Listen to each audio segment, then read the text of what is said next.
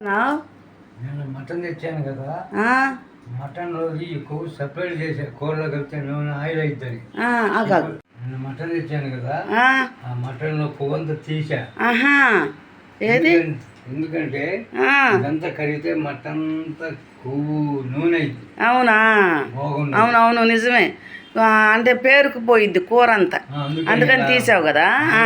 వేయించుకుంటే ఆయిల్ అంతా పోతుంది. మంట తగ్గించు కొంచెం, కొంచెం అవి కరిగి రాత్రి మొక్కలు ఉన్నాయి, అవి బాగుంటాయి టేస్టీగా. ఓకే, వీటి పేరేదో ఉంది అంటారు. కొవ్వు కరిగితే కరుగులు అవుతుంది. కరుగులు. ఈ కొవ్వులో కరిగిందంత ఆయిల్ తీసేసా బయటకు వస్తుంది ఆయిల్. ఓకే, సరే. చేసి మళ్ళీ పెట్టాలి, మళ్ళీ ఆయిల్ వస్తుంది. అప్పుడు లాస్ట్ జాగ్రత్త కాలిద్ది చిందా. ఓకే, మళ్ళీ పెట్టాలన్నమాట. పెట్టాలి. అదిగో తెల్లగుంది కదా, ఇంకా కరగాలన్నమాట. కరగాలి, ఇంకా సన్నగా పెట్టు.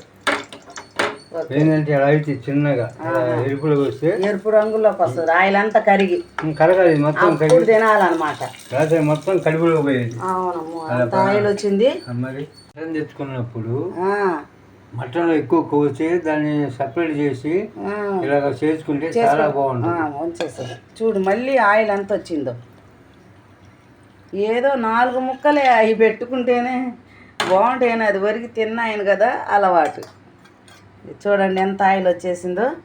ఇదంతా మనకు కడుపులోకి వెళ్ళిపోద్ది. కానీ కొంతమంది బాగా కట్ చేసేవాళ్ళు కొవ్వు తీసి ఇది ఎందుకో దేనికో ఉపయోగిస్తారంట. ఈ ఆయిల్ పడేయరు, మనకెందుకు. హాయ్ అండి అందరికీ. మేమైతే 24వ తారీఖు ప్రేయర్ ఉందండి. నెల ఉంటుంది అది. 24వ తారీఖున ప్రేయర్ చూసుకున్నాము. కాసేపు ఉన్నాక భోజనాలు జరిగాయి.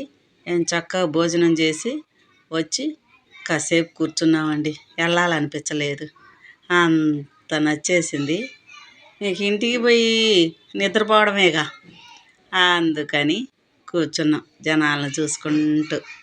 చాలా హ్యాపీగా ఎంజాయ్ చేసామనుకోండి. పోతే మీకు ఒక పెద్ద వృక్షం ఉంది, దాన్ని మీకు చూపిస్తా. వృక్షం అన్నాను చూసారా, ఇదేనండి పెద్ద వృక్షం. చర్చి మధ్యలో ఉంది. పుట్టకొడుగులు చూడండి, అదేనండి మష్రూమ్స్ చక్కగా మొలిచాయో చూడండి. చూసారా, అటువైపు కూడా చుట్టూతా ఉన్నాయండి. హాయ్ అండి అందరికీ. చూసారా, ఇది క్యాటరింగ్ గోళై.